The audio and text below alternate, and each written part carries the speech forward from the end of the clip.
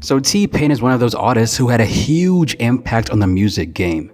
When he first dropped his first couple of songs, we didn't necessarily know how much of an impact TPain was about to make, because not only was he singing, he was also using a voice modifier plugin called Autotune. And I won't lie, the first time I heard TPain sing, I was like, is this guy from the future or something, because this sounds next level, otherworldly even. Autotune made TPain's voice sound futuristic, and he essentially became the Autotune guy.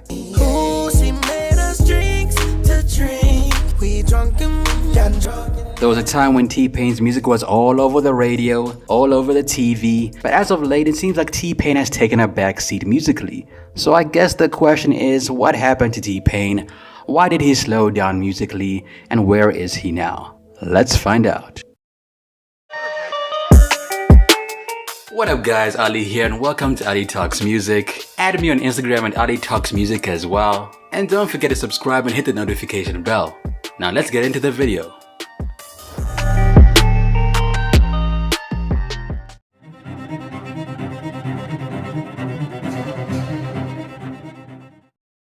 So TPain started showing an interest in music when he was about 3 years old, because at the time he knew a family friend that had a music studio. So this got him somewhat interested in rap music. TPain's father then found a keyboard laying on the side of the road and gave it to him. And by 10 years old, TPain had his own studio at home. It wasn't exactly the best thing in the world, but it was enough to get the job done. Now TPain wasn't exactly the most popular kid in school growing up. Other kids didn't really take a liking to him very quickly, and he faced several challenges growing up in his hometown. Thus the name Tallahassee Pain, TPain, became his stage name. Now TPain began taking his music career seriously after graduating high school, and around the time he was 19 years old he joined the group Nappy Headz. And this was the beginning of TPain's professional career. It was also the beginning of a very tragic tale. So Nappy Headz formed around 1999 in Tallahassee and featured members TPain, Doughboy, Nuke Dogg, Naughty Black, OD, Lil Chris, Rabbi, and Sheed Constantine. Now after dropping singles FLA and Robbery, Nappy Headz began to gain quite a lot of traction in their neighborhood. So eventually the group capitalized on this hype and dropped their debut album, Nappa-Teen. It all seemed really good for a while, but eventually Nappy Headz as a whole began to crumble. Now one thing Nappy Headz did as a group was they didn't let one member become the lead or star of the group. Each member was a star in their own right, and they tried to do this on purpose. According to TPain's old group members, they wanted to establish themselves as individuals, so if that one of them goes solo and makes it big, that person would take the rest of the group with them, almost like how Eminem brought D12 on after he got signed. However, one day the boys get into the studio and TPain is in there. And at this point the boys are thinking like, what's going on here? Like, I thought we were supposed to make songs together, for now at least. So what's going on? Now the thing is, before this point, whenever the group members wanted to work on new material, TPain wasn't really interested. So they were always feeling like, why is TPain not working with us? Aren't we supposed to be working on this thing together? Aren't we a team? So the boys get into the studio and TPain's like, yo, let me play you some new music. And they're like, okay, let's hear it. And then TPain proceeds to play his own songs that he made without the group. Now at this point the Nappy boys are sitting there like, okay, I don't like the fact that he did that, but these songs are fire, like TPain really has something. So the music comes out and TPain starts getting a little bit of momentum as a solo artist. He dropped his first solo mixtape, Back at It, around 2004, and this one was outside of Nappy Headz. So the other members of Nappy Headz are like, yo TPain, remember when we agreed that whoever blows up is going to take the other members of the group with them? Does that still apply? Then TPain's like, of course, I got you.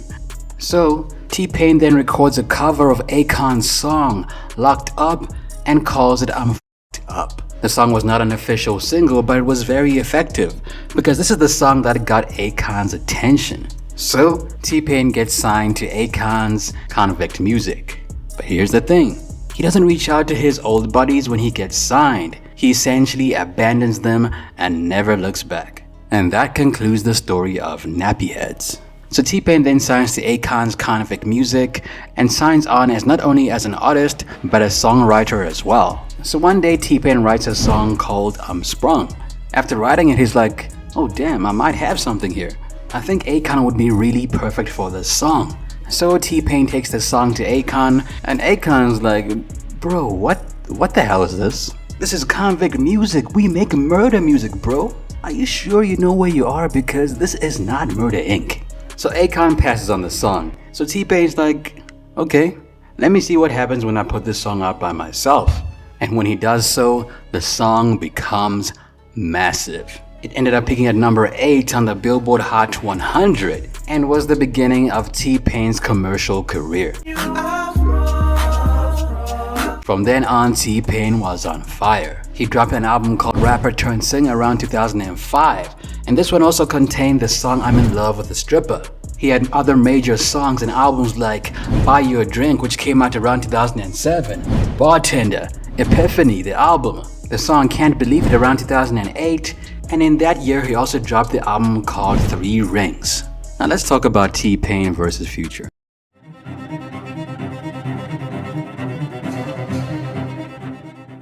Over the years, it has become very apparent that T-Pain's sound was stolen or appropriated by several others in the industry. So maybe stolen is the wrong word to use there. But there was a time when T-Pain was known as the auto-tune guy.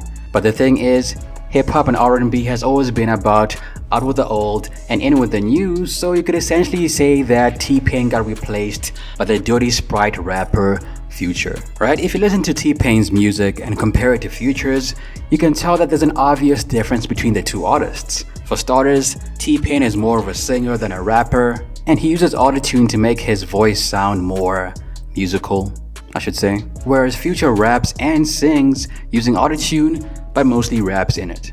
And here's where we have a little problem. When Future began using autotune over his raps, T-Pain was like, hold on, like, you're not supposed to use autotune like that. You're using it wrong, alright? T-Pain didn't think that Future was using autotune correctly, but then Future was like, sensational. And then he kept using autotune in his preferred style. Yeah, I don't think he gets the technology. I mean, nobody does. Anybody that uses auto-tune, I can firmly say that nobody has looked into auto-tune the way I have. And then Future began flooding the market. He dropped so many songs and so many mixtapes. Keep in mind that he used autotune a lot, that he became the face of autotune and took the title away from T-Pain. Also, what didn't help was T-Pain was not as hot as he used to be. He dropped 3 Rings in 2008. I remember the single Can't Believe It playing everywhere. And that album did reasonably well, you know? And it was around this time period that Wayne and T-Pain started talking about dropping a joint album. So at this point, T-Pain still had a lot of hype behind him. And then he took about 3 years to drop another studio album. His next one came out around 2011, and this one was called Revolver. And let's just say the sales weren't pretty good. T-Pain didn't really have the momentum or impact that he once had, and that's if we're just talking about sales and albums and all of that. Bang, bang, pow, pow, I do my bang, bang. So Revolver comes out around 2011, and it shows us that T-Pain isn't really doing as well as he used to. And then in 2012, Future drops his debut album called Pluto. And at this point, it starts to feel like a passing of the torch, almost. So in essence, because T-Pain was declining in popularity a little bit, it was very easy for Future to come in and snatch the King of Autotune title away from him. So eventually T-Pain and Future got to rumble a little bit. There was a little bit of tension between the artists, I should say. So it all begins when T-Pain loans his vehicle to DJ Khaled, who, with T-Pain's permission, uses the car in the Bugatti music video. During the photo shoot, Rick Ross, Ace Hood, and Future are seen dancing or rapping around the Bugatti. Ace Hood even gets in the car, and so does Future. And I can't remember if Rick Ross does too, but when the video comes out, T-Pain sees it and he's like, hold on, isn't that my car in the video? So why are you acting like it's yours? So then T-Pain tweets the following. Funny thing about that Bugatti you woke up in. Hashtag it's mine. Hashtag oh the irony. Funny how the new T-Pain has to use the old T-Pain's Bugatti for his Bugatti hook. Yeah, so there's that. Now, because Future was already on the way up at this point, he didn't really respond to T-Pain. In fact, he kept dropping hit songs. However, this whole situation eventually got to T-Pain, and he reached out to Future's camp to try and resolve the whole situation. T-Pain was, however, unable to talk to Future about this whole situation and clear it up, but he maintains that he never had a problem with Future. So eventually the T-Pain and Future beef fizzled out, but this beef was lost before it even began because Future was going to take T-Pain's sound and run with it no matter what T-Pain did. So in essence, Future took T-Pain's position. They basically was like, we want you to sound like Future. And I'm like, that's... So you... It was like, we want your voice to sound like it. We want Future music. And I was very upset. I cried in the studio. The first time they told me that shit, I just cried. I was just like, let me just do my best impression of Future on this shit. And they was like, this is it. Shut up, This Kyle. is it. They're like, this is it. This is what they want right now. And I'm like, all right, okay. And then I cried. Read what? Now, according to Akon, one of the main reasons why T-Pain did not become a bigger star than he is now is because T-Pain did not choose to cross over and make music that was more international and pop friendly, like house or EDM.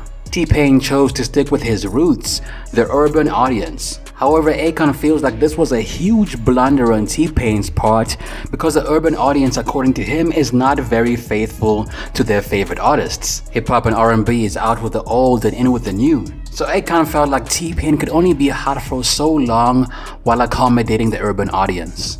Now, on the one hand, Akon was right. If Pain chose to cross over and make songs that were more international, he would have made more money, there's no doubt about that. But T-Pain chose to keep his integrity and chose his art over selling out. And personally, I'm glad that T-Pain did that because when an artist sells out, they begin to lose the passion for their art and end up looking like Ice Spice twerking on stage with no emotion, you know? That's what happens when you sell out. Now, another thing that led to T-Pain's downfall was the fact that he was spending more money than he was making it. T-Pain became that kind of guy who was like, okay, I've got millions of dollars in the bank, right? That means that I don't need to look at price tags anymore. That means I can splurge anytime I want. That means I can buy this and that and this and that. T-Pain made extravagant investments that did not go anywhere, like investing in property. But he also regrets spending $2.1 million for a Bugatti. So yeah, T-Pain was spending a lot of money. And the thing is, when he was on his downfall, he could have used some of this money to spend on advertising, better producers, songwriters. He could have used that money to revitalize his career, but he chose poorly and paid greatly as a result. So another thing that led to T-Pain's downfall was the gap in between dropping albums. T-Pain dropped Epiphany around 2008, and that album did pretty well. It had huge singles, it went gold, and it did amazing things for T-Pain's career. But then he took about 3 years to drop his next album. The thing is, after dropping Epiphany, T-Pain announced another album called Uber. According to him, the album was completed and done around 2009, 2010. He even dropped some singles for it, namely Take Your Shirt Off, Reverse Cowgirl, and Rap Song. But these songs didn't really do that well on the charts and were later classified as promotional singles. Also at the time, T-Pain was signed to Jive Records as well, and the label was being dissolved, and this caused the album to get pushed back several times. So T-Pain was one of those artists that changed the game forever. Some people even believe that he was the one that killed hip-hop, because if you think about it, his first album was called Rapper Turned Singer. So T-Pain is probably a major reason why a lot of rappers sing nowadays. In fact, around 2013, Usher told T-Pain that he killed music.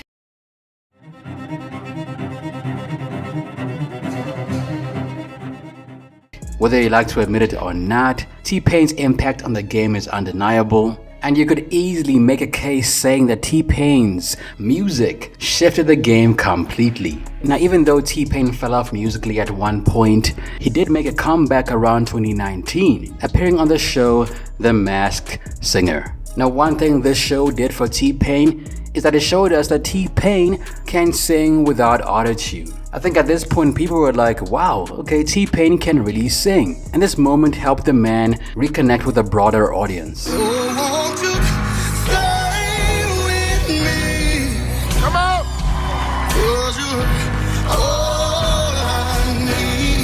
Lately, T-Pain seems to be focused on streaming, and according to him, he's making a lot of money now, and he says he'll be fine if he doesn't drop another hit. That's it for me. It's your boy Ali. What happened to TPain in your opinion? Let me know down below. Also add me on Instagram at Ali Talks Music. Till next time, peace.